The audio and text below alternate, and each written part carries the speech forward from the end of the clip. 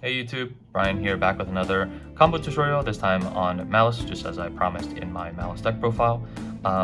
With this combo tutorial, I'm going to do something a little bit different. As I'm going through all the combos, I'm going to try and explain my thought process on like why I'm going for certain lines, what kind of hand traps I'm trying to play around, just to kind of help everyone get a better understanding of why we're going for the specific plays that we are. Because I do think that a lot of Malice is a deck where there are a lot of different branching paths, and sometimes some of the choices are not nearly as intuitive as you would think. And so I hope that would help everyone's understanding of the deck. So to start, we're just going to show off the combo that you can do with a single Dormouse. It's mostly similar with White Rabbit, but obviously Dormouse is the best starter to have, and of course with just one Dormouse you can't play around every single hand trap in the game, but usually you start with 4 other cards as well, so hopefully those are like extenders or interruptions that can help you see another turn. And you would be surprised that like even with just one Dormouse you can actually still play around hand traps very effectively. Many times people will think that like Nibiru is absolutely killer against this deck, but in truth, if you play this deck correctly, very rarely will Nibiru just absolutely kill your turn. I'll go ahead and show that. So I'll start by normal summoning Dormouse, and we're going to use Dormouse effect to banish White Rabbit, and use White Rabbit effect to summon herself from the banishment. And then we're going to use White Rabbit effect to set TB11 from the deck. We're going to link both of them into our Haggard Lizardos. If you watch my deck profile, you know that I usually like to skip the Lizard if at all possible, but since it's the 1-card combo, we don't really have the luxury of doing that. So we're going to use Lizardos, banishing our Dormouse, and then use our Dormouse effect to summon herself back. Now here, there's already kind of a branching path. You can either link into Red Ransom, or you can link into White Binder. Now, I'll show what happens in both of these cases, and I'm going to start by showing what happens if you go Ransom first, because this is actually what I was doing not too long ago, because I always thought that you had to go through Red Ransom first for a lot of the combos. But I'll show why this isn't the best way to go about your 1-card combo. So let's say you link into Ransom, and then use Ransom effect, you search for your field spell. Here, you only have 2 ways to continue comboing. The first way is you flip TB11, you banish your Red Ransom, and you summon your Cheshire Cat from the deck. Then you use Red Ransom effect, summon herself, you banish the second Cheshire Cat, and you continue comboing from here. But the issue here is this is a very easy spot to get Nibiru'd, because you've already used all 3 of your names to summon from the banish pile. So if your opponent Nibiru's you, your field spell is not an extender, because you can't banish anything that would actually summon themselves and generate you a body. So you would basically just pass on a Nib token. So ideally, we don't want to do that. So if we go back to this position, the other play you could do is you could play Underground, and you can banish your Cheshire Cat from the deck, summon this, and then that way you hold on to your TB11 and you can chain it in case your opponent Nibiru's you. But the issue with holding the TB11 in this instance is kind of the same thing as before, where let's say your opponent chooses to Nib you here, which this is also a pretty good spot to Nibiru. Even if you chain the TB11 to banish your Red Ransom for cost, your opponent tributes your then you would summon a Cheshire Cat, your opponent tributes both, gives you a Nibiru token, and then on a new chain your Red Ransom triggers to summon herself and banish a name from the deck. But you realize that like we've already used all 3 of our names in this situation as well, which means that there's nothing Red Ransom can banish to generate another body. And there's nothing you can link into here that really can continue your play. Like linking into Firewall does nothing because he's not co-linked. You can't go for Binder because you don't have the requisite amount of link rating. Can't go for Cryptor. If you play Link Spider, you could technically link this Nibiru token into a Link Spider, make Splash Mage, and then Splash Mage summon back a name and keep comboing. But I'm going to show you why we don't actually need the Link Spider by just taking a different line instead. Okay, so we're back to where we were before we made our Malice Link 3, and here, instead of making your Red Ransom first, you're going to instead make your White Binder first.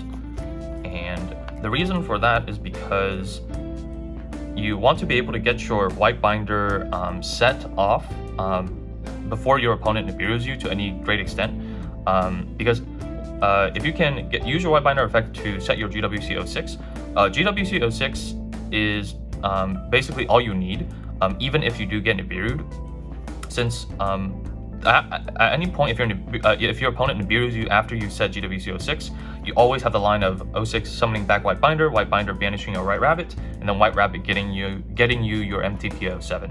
So getting to GWC 06 is quite important to playing around Nibiru, and that's why we go White Binder first, that we're not caught in a situation where we get Nibiru before we make White Binder. And you might be thinking, well, okay, White Binder is the 5th summon here, right? So what if your opponent just nibs you before you get a chance to use your White Binder to set your GWC 06? Well, if your opponent Nibiru's you here before you've activated the effect to set your trap, you can just chain your TB11, banish your White Binder for cost, and your opponent's Nibiru is going to tribute whatever you summon. So usually you summon Cheshire Cat, and they'll give you a Nibiru token. But then on the new chain, you'll go White Binder effect to special summon herself, and you'll draw a random card as well. So for the purpose of this, we'll just have it be blank. And then you'll realize that on summon, we purposely didn't use White Binder's effect to banish from grave, specifically for this situation, because now you get to use White Binder effect, targeting your Cheshire Cat and your TB11. You're going to banish both. You just want to banish the TB11 so that you have targets for Cryptor when you summon her later in the game. But we haven't used Cheshire Cat's effect, so we're going to summon Cheshire Cat. And you can see we basically have ended on like net neutral. Your opponent has given you a free link material, and you can still use your White Binder to set your GWC 06 from the deck. And here, the world is basically your oyster. You can combo however you want. You can use these to make Red Ransom. You can link into Splash Mage, whatever. Since your opponent already Nibiru'd you, you're not really afraid of too many other hand traps. That's the main thing. But let's go ahead and go back. So let's say your opponent realizes all that, and they know that they shouldn't Nibiru you on the White Binder here. So they just let it go, and then you use White Binder effect to set your GWC 06 from the deck. But as I've already explained before, once GWC 06 is set, it really doesn't matter if your opponent Nibirus you later on in the combo. So what we're going to do here is we're going to combo on. So we're going to banish White Binder, and we're going to summon our Cheshire Cat. So we're going to use White Binder effect, summon herself, draw ourselves a random card. And then here we're going to use White Binder. We're still going to banish the TB11 from the graveyard again, just so we have targets for Cryptor when we summon her later in the game. I always like to have at least like 2 Malice cards banished at all times, just so Cryptor has a consistent source of banishes. So here there are also a lot of different things you can do. So one thing you can do is you can go ahead and just link off into Firewall Dragon by linking both your White Binder and your Cheshire Cat. That's totally fine, because on your opponent's turn then you can flip your 06, you can summon your White Binder to your zone your Firewall Dragon points to, and your Firewall would be a bounce. White Binder would banish something from your opponent's grave. You also banish White Binder from your own grave, and White Rabbit from your own grave, and then White Rabbit will set your MTP 07 from the deck. So off of 1 Dormouse, you get a bounce, a DD Crow, and a non-targeting banish. However, that setup doesn't leave you for a lot of follow-up. So like against a deck, or against like a really good deck, maybe like Beatsmith Ryziel or Pure Ryziel, they might be able to still break your board, and you wouldn't have like a lot to do afterwards. And so what I like to do is I like to actually go a little bit further, so that I can pick up follow-up on my following turn. So what I do here is, instead of going straight for Firewall, I instead link these two into Splash Mage instead. And you do lock yourself into Cyborgs because of Slash Mage, but it's fine because we were never intending on going for a Bao anyway. And you guys already know from my deck profile that I don't play Gryphon. And so we use Splash Mage effect, target our Cheshire Cat. You should target the Cheshire Cat here over the other two, because if your opponent held a Bystial and you target one of your names that you already used and they Bystial it, then you're going to be stuck in a really bad situation. However, if you target Cheshire Cat, since you haven't used Cheshire Cat's effect to summon herself back, even if they Bystial you, you still at least get your Cheshire Cat back. So target the Cheshire Cat here specifically for sure. So you're going to use Splash Mage, summon your Cheshire Cat back, and then you're going to link both of them off into your Red Ransom. and then you're going to use your Red Ransom effect to go ahead and add your field spell to your hand. And then here, since you haven't used your field spell, you're going to use your field spell, banish your Cheshire Cat, use Cheshire Cat effect, summon itself back, and then go ahead and make your Firewall Dragon. And I do like this combo a little bit better. Like, yes, you spend your Splash Mage, which can be a valuable resource later in the game, but usually later in the game, you don't really want to lock yourself into Cybers because you have like Bystials in your hand, and you're kind of like, maybe you're summoning Dark to take something from your opponent's graveyard, and Splash Mage's lock is much harder to kind of work in later on in your turns. But so here, basically, the difference here from just making Firewall straight with White Binder and Cheshire Cat is you now have a Red Ransom engrave as well. And that's very important because Red Ransom is how you get your follow-up. So on your opponent's turn, you're going to GWC06, you're going to summon your White Binder. Your White Binder is going to, you know, banish something from your opponent's grave, and you're going to banish Red Ransom and White Rabbit from your own grave.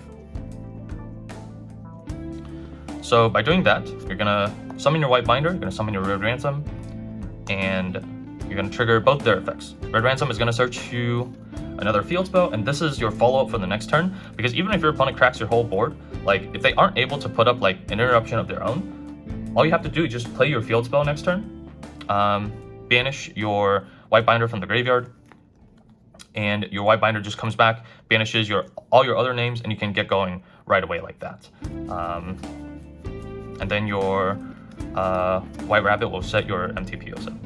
I did misspoke. I said the other combo didn't have any follow-up. Technically, your MTP07 does search you follow-up, because when you use your MTP07, you get to search your Dormouse, so then you have your Dormouse as a follow-up. But that's I don't like to rely on MTP07 being my only follow-up, because MTP07 can get ashed. And sometimes people, like if they know what they're doing and they know that Ash is not very good against this deck, they will just hold the Ash for your MTP07.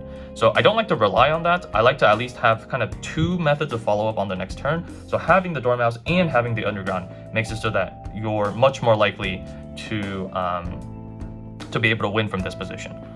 So if you go through this line, then you end on a Firewall Bounce, a White Binder DD Crow, you end on a non-targeting banish with the MTP07, just off of a single Dormouse.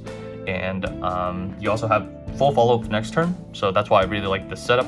And I want to point you to the way that I kind of summon these monsters, because this is something that like I think people sometimes don't talk about, and that like newer Malice players like kind of overlook, which is that like you should try to position your main deck monsters so that they're right in between your link monsters. And I hope this isn't news to any Malice players watching, but all of your main deck monsters give your link monsters additional effects when they point to them. So White Rabbit, for instance, if your Malice link monsters point to her, you don't take battle damage when they battle. For Dormouse, they can't be destroyed by card effects, and for Cheshire Cat, they banish your opponent's monsters that are destroyed by battle with them. So usually when you summon your names, you want to be summoning them between your link monsters. So you don't want to be summoning it like this, because that would just be inefficient that way. Like, you know, you might as well summon it like this so that both of your link monsters get the additional effect. Now, you'll notice that another thing you can do is, so like obviously White Binder banishes 3, so if your opponent doesn't have anything in the grave that you really want to banish, then what you can do is you can target Red Ransom, target White Rabbit, target Dormouse, banish all 3, right? And then you can go like this, or like this, depending on kind of what you want to play around. But usually, even if I have the 3rd banish, I just won't banish the Dormouse. And the reason for that is because I'm trying not to play into Nibiru on my opponent's turn. I think that's a mistake a lot of kind of newer Malice players make, is they kind of go overzealous on the opponent's turn. They banish like every single name they can see. They ransom banish another name from the deck. And you really don't want to do that, because if you summon 5 times on your opponent's turn and they nib you on their own turn, then it can be very hard for you to come back from that position. Like, unless you have a Bystial in your hand, you're going to be very far behind. And so usually I only banish these 2, you might be thinking like, okay, why not banish Dormouse then? Because this would still only be 4 summons even if you banish Dormouse, and that would just be like a free body. But the reason I don't do that is because I like to reserve my 4th summon for White Binder, because when I set MTP07 and I use MTP07 to banish a card from my opponent's field, White Binder will come back and I'll draw another card off of White Binder. And then this White Binder summon will be my 4th summon for the turn. So yeah, that's why I don't summon too many names. I just prefer to keep it under 4 like this. And White Binder drawing an additional card like really matters. Like there's been multiple times where I've drawn additional hand traps off of this White Binder draw specifically. And so yeah, I really want to keep this summon as the 4th summon. And yeah, that's what you can do with a single Dormouse. Okay, but what if you opened Dormouse plus a Bystial? How does the lines change in that case? So you're gonna first normal summon your Dormouse, you're gonna do the same thing, banish your White Rabbit effect, set your TB11. And then here you can opt to go for your Lizardos Lythan again, but as I mentioned before, I usually prefer to skip Lizardos whenever possible, just because it introduces a choke point into the deck that I'd rather not be there. And so in this case, we're gonna skip the link to by using our Bystial early. And to do that, we're gonna link off one of my Maliss monsters into Decoder. Now, something that I think some like beginner Maliss players might do is they might link away their Dormouse and then use your Bystial to banish the Dormouse, summon the Dormouse back. But you don't really want to do that because then your Dormouse would be your 5th summon and you'll be playing really heavily into Nibiru. And if your opponent Nibirus you here, there's really nothing you can do. You would just end on a Nibiru token and pass your turn. So in order to not play into the Nibiru, you're actually going to link off your White Binder and your White Rabbit instead. Summon your Bystial, banishing your White Rabbit. Obviously, it's not ideal to banish a name that you've already used. We'd prefer White Rabbit to be in the graveyard so that we can banish it on our opponent's turn using White Binder and then get our MTP07 that way. But you'll see that later on, we can get access to White Rabbit in a different way. So it doesn't really matter if we banish the White Rabbit here. So here, this is still our 4th summon. So we're going to link 3. And the question here is, do you go for Red Ransom first or do you go for White Binder first?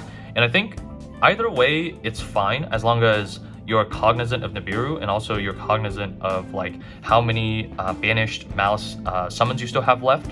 That you both get to the same spot regardless if you go either. Usually I just prefer to go Red Ransom just to get the Underground to my hand earlier as like kind of insurance for like other hand traps that my opponent might have. So usually I'll just go Red Ransom here, and I'll go Ransom 1 and Link Decoder 2. And I really like this setup here with the Decoder being summoned and then the Red Ransom being the 5th summon, just because it checks a lot of the common hand traps that are currently in the meta. If your opponent tries to Nibiru you here, you can just chain TB11, banish your Red Ransom, and then your Ransom, which will summon itself on a new chain, and then banish your Cheshire Cat from the deck. So there's a lot of ways to play around Nibiru with this setup. But yeah, Red Ransom is going to grab us our field spell.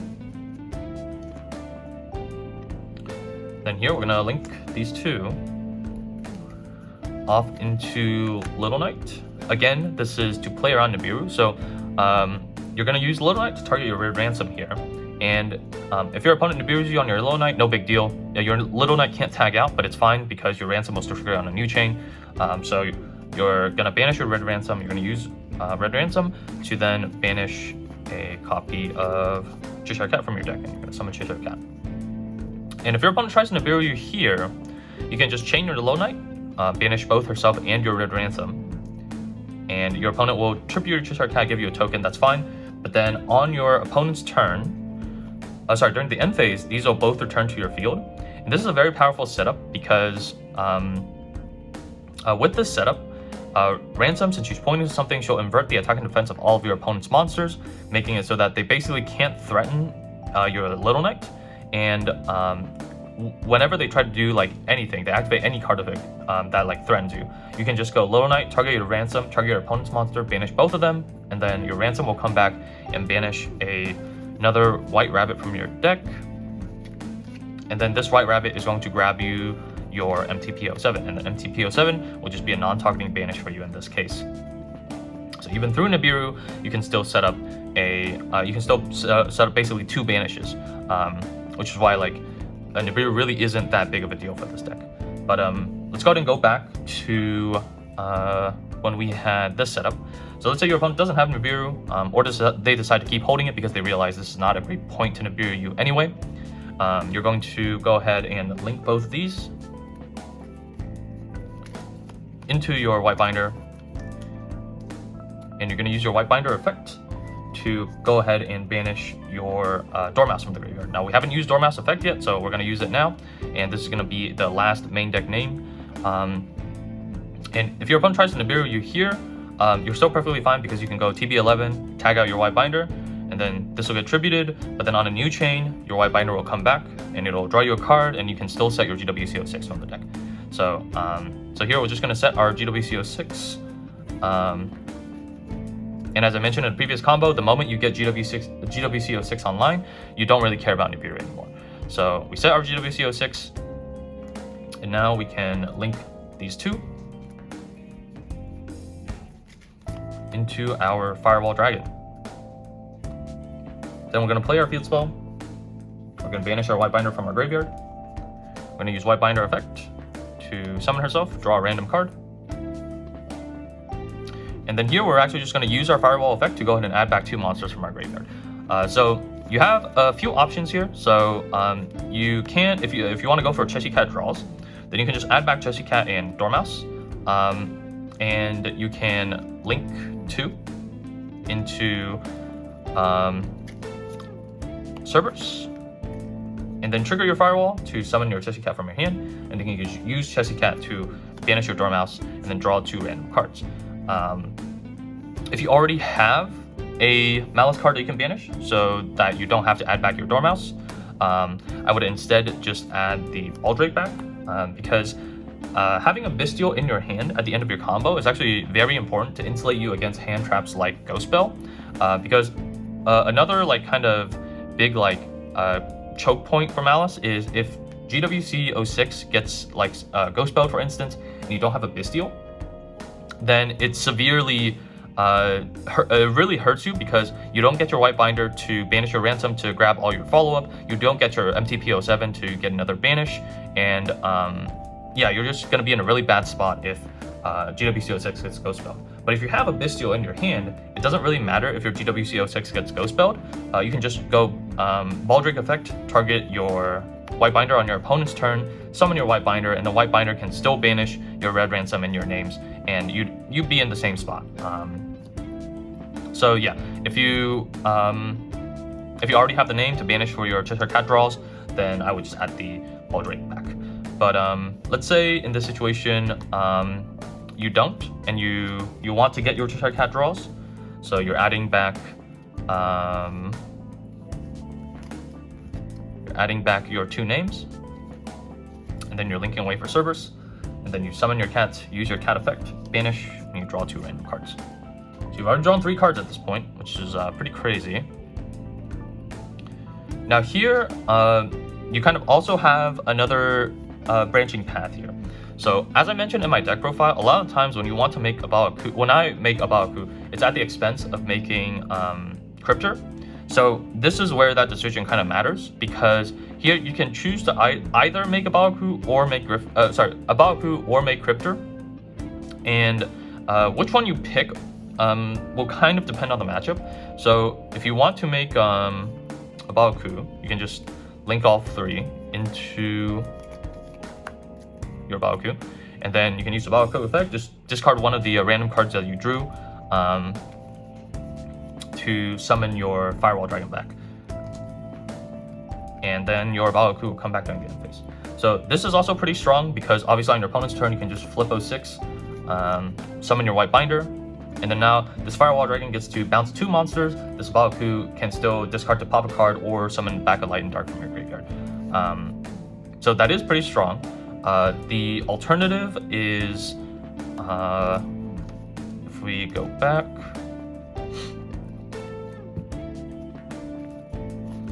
the alternative is you can just link all 3 into your Hearts of Cryptor instead. And so obviously Cryptor is less raw interaction than a Balaku, right? Because your Cryptor is 1 non-targeting banish, but a Balaku is 2 bounces and a pop card. So technically, like, a Balaku is better, But Cryptor has kind of some unintuitive advantages over a Baoku, in that Cryptor is like much stickier, much harder to deal with for your opponent, because the thing is, a Baoku is actually quite weak to a lot of hand traps. Like if your opponent like held like a Ghost Ogre for your Baoku effect, it's actually like quite devastating for you, and you don't really get like any of that value back. Cryptor is like very sticky because I hope this is not a surprise to anyone, but if Cryptor points to something, then her effective banish actually can't be negated. So it's always very interesting to me when my opponent starts their turn like imperming my Cryptor, because they basically just hand loop themselves for 1. At any point during their turn, I can just go Cryptor effect, target one of my Banished Malice names, and then chain GWC06 to summon White Binder to Cryptor's zone. And now, even if Cryptor has gone Impermed, has gone Droplets, has gone Forbidden Chalice, it doesn't matter, because since she's pointing to something, she'll still just shuffle back and banish your opponent's monster, banish your opponent's card. So Cryptor is like very hard to deal with in that respect, and Cryptor is also very sticky in the fact that like even if your opponent like outs Cryptor, right? Like let's say they start their turn with Raigeki, so they Raigeki or Cryptor, like you're totally fine with that, because even if your Cryptor gets sent to grave, at any point in your turn, you can just go GWC06, summon back your White Binder. White Binder effect, target your Cryptor, your Red Ransom, and a card in their graveyard to like DD Crow them, whatever. And you can summon back both of these. And then you go Ransom to banish your White Rabbit, because remember we banished our White Rabbit at the beginning of the combo for the Bystial, and so we don't have one in grave. So how you get access to Rabbit again is through Red Ransom. So you summon your Rabbit back. Remember to gain your life points off your GWC06 as well, and then you can just use both your Ransom and your Rabbit, get access to your MTP07, and get access to your additional field spell for follow-up. And you got your Cryptor back that you haven't even used. So they just wasted a Raigeki on your Cryptor, and you have just, yeah, they've just hand looped themselves for 1. And we didn't even have to use TB11 in our combo, as you can see. Like we just didn't need it. Like the combo just did not require the use of it. And that's why a lot of times I do prefer summoning Cryptor over summoning a Ball Firewall. But I will say, like, which one you decide to go for, it really depends on the matchup, and kind of depends on like what you're trying to go for. So you know, the options are there for you. Really the execution is like kind of up to you how you want to do it. So in this combo, I want to show a unique line that's available specifically because of Serenir.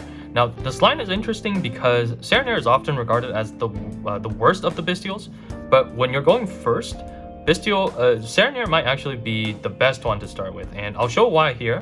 So normal summon Dormouse, and a lot of this is going to be the same from the previous combo. We're going to summon banish White Rabbit, summon White Rabbit, set the TB11, and then of course we're going to link 1 for our Decoder, banish our White Rabbit for our Serenir, then link 3 for our Red Ransom. Now here we're going to go Ransom as Chainlink 1, Decoder as Chainlink 2, Serenir as Chainlink 3, blocking Decoder from something like Ghost Spell, of course. And we're going to send from our deck to the graveyard our Magnamut and add our field spell. Summon our Decoder. We're gonna link into our Little Knight as usual. Use the effect of our Little Knight, banishing our Red Ransom, summoning Red Ransom, banishing a copy of Cheshire Cat, then use Cheshire Cat effect to summon ourselves. Then we're gonna link both of these into our White Binder again. Use White Binder effect, banish our Dormouse. Dormouse effect is special summon itself. Use your White Binder effect, set your GWC06 from the deck. And then again, link these two into your Firewall Dragon. Activate your field spell, banishing your White Binder. Use your White Binder effect, summon yourself back, draw yourself a random card.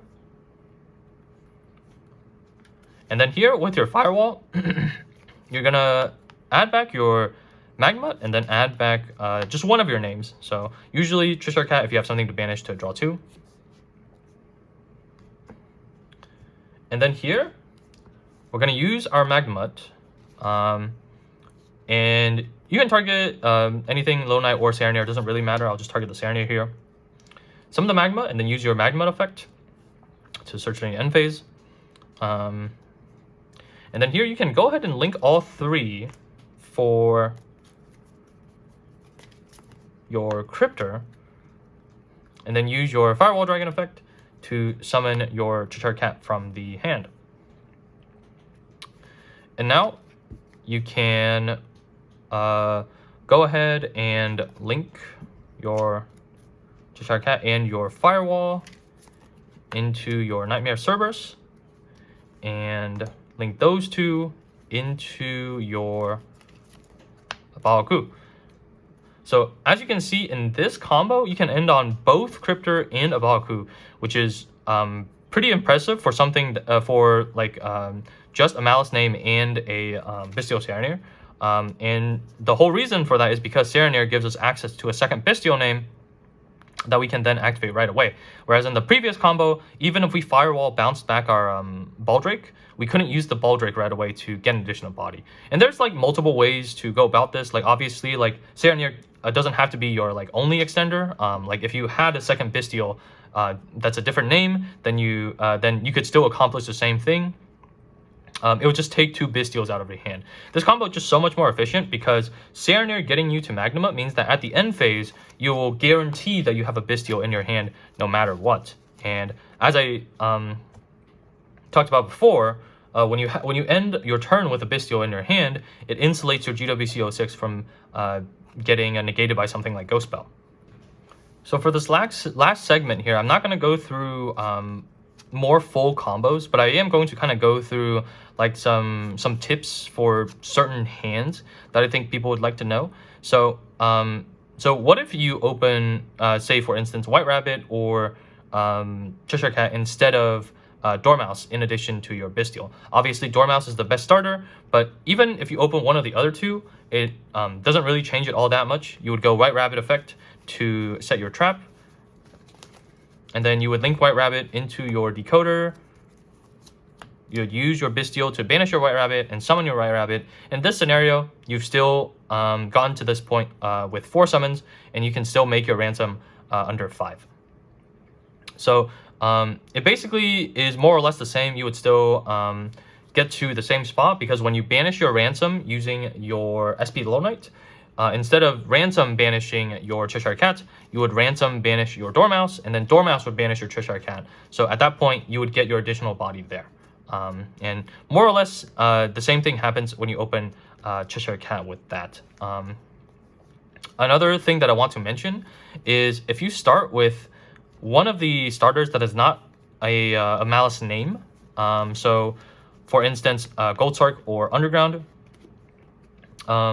usually what you would do is you go Underground, banish Dormouse, Dormouse, banish your White Rabbit, summon your White Rabbit, and then White Rabbit sets your TB11.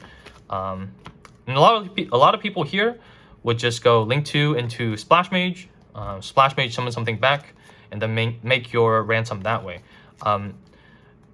I usually only do that if that is my only play available, but a lot of the times, let's say I have a hand trap in my hand that I really can't use, so like Fool Loss, or if you have something like Ash or Valor as well, that's also fine. But essentially, when you get to this point, instead of linking for Splash Mage, I just like to normal summon a hand trap from my hand, again just to avoid making a Link 2 and introducing that unnecessary choke point. Because if you normal summon the hand trap, then you can still link 1 for Link Decoder, make your red ransom on 5, and you can still full combo that way. Even if it's not a dead hand trap like Fualos, let's say you only have like Ash in your hand, normal summoning the Ash here is still fine, because you can see that during the combo, we have the ability to add back monsters from our graveyard using Firewall Dragon. And so normally, whenever I'm normal summoning a hand trap to make this combo, I'm still adding the hand trap back towards the end of my combo using Firewall effect. So even though I spent my Ash Blossom to go straight to a Link 3 and skip the Link 2, I can just add it back later with Firewall Dragon. So don't be afraid to do something like that, because skipping your Link 2 really is important to playing around a lot of hand traps that are currently in this meta. So as always, if you guys have questions, you can find me in the Team Top Cut Discord. Link will be in the description below. If you would like coaching for the deck, you can find me on our Metafy page as well. Link will also be in the description. Hope everyone enjoyed this video, and catch everyone later.